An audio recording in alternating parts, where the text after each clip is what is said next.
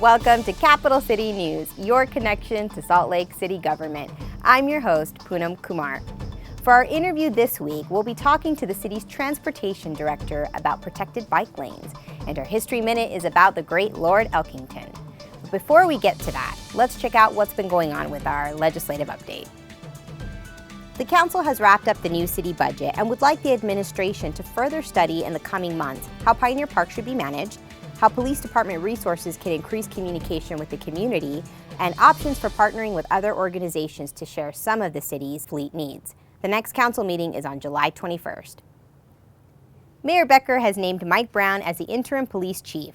Brown, a former deputy chief, takes over for Chris Burbank, who resigned last month.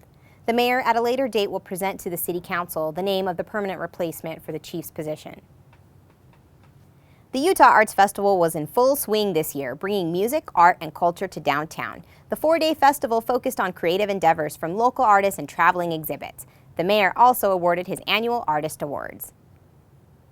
The Prison Relocation Commission continues to work on a plan to move the Utah State Prison, and one of the sites under strong consideration is located in Salt Lake City, just west of the airport. A public hearing on the plan was held on June 16th at the Capitol, and both the chair and vice chair of the city council spoke against moving a prison to Salt Lake. The commission meets again on July 16th.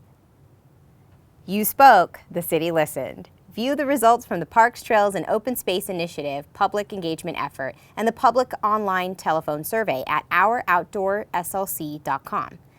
Survey results showed that Salt Lake City residents cherish their unparalleled and close connection to nature and outdoor recreation. Thank you to everyone who participated in the public open house process and online survey. The survey is now closed, but residents are still welcome and encouraged to provide general comments by visiting the website on our screen. The survey will help the council explore a possible bond on the November ballot that will fund open space and outdoor recreation needs in the city. The Salt Lake City Parks and Public Lands held its annual Yappy Hour event at Pioneer Park. Dog owners from all over the city gathered to have a great time with their pets and get to know each other. With more and more protected bike lanes popping up around the city, we thought you'd like to learn more about them. The city's transportation director, Robin Hutcheson, is here to tell us more. Well, United States, we are a car culture, and we have grown in a way around the country and in Utah and in Salt Lake City where we've emphasized car use, and this has gone on for 50 years. We've really built our cities around cars, and for the last 10 years or so, we as cities around the country have been attempting, really working hard to rebalance the modes. Protected bike lanes are popping up not just around Salt Lake City, but around the country, and it's in large part to meet the demand. We have heard from people in our city that they want to feel safer. They want it to be convenient and comfortable and safe when they're riding their bikes. And there's a bigger reason we're doing this. It's not just because we care about making cyclists comfortable and safe, which we really do. But what we care about most is providing every choice possible so that those who choose to ride their bike feel comfortable and feel safe, which benefits those who maybe have to drive and don't want to ride their bike by removing some of those single occupant trips for people who are willing. The protected bike lanes are not just protected bike lanes. It's not just about a bike project. What we're able to do is really transform a street by hinging all of these other improvements onto the bikeway improvement. So constructing a median barrier makes people feel separate and safe. It also shortens the crossing distance for pedestrians, gives us more opportunities to build landscape features, which is an overall beautification to the street.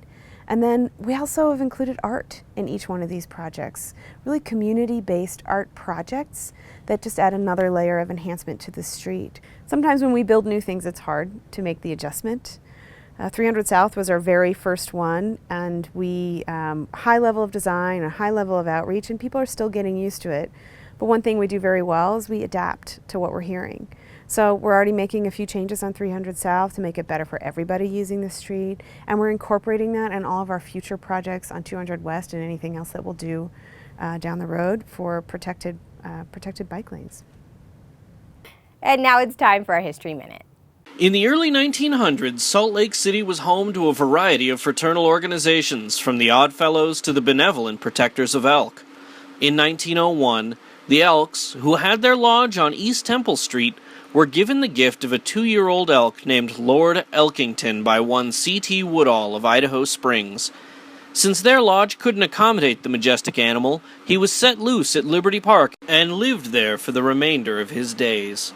He participated in parades and was shown off at the national meeting of the Elks that took place in Salt Lake City.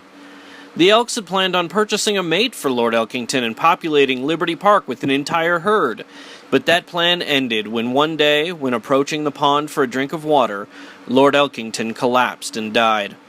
He'd been shot weeks before by an unknown assailant who was never caught. The last record of Lord Elkington says that he was to have been skinned and stuffed to adorn the Elks Clubhouse, which no longer exists in Salt Lake City. That's it for this week's Capital City News, your connection to Salt Lake City government. Don't forget to check your mailbox for ballots and information for the city's upcoming elections. For SLC TV, I'm Poonam Kumar.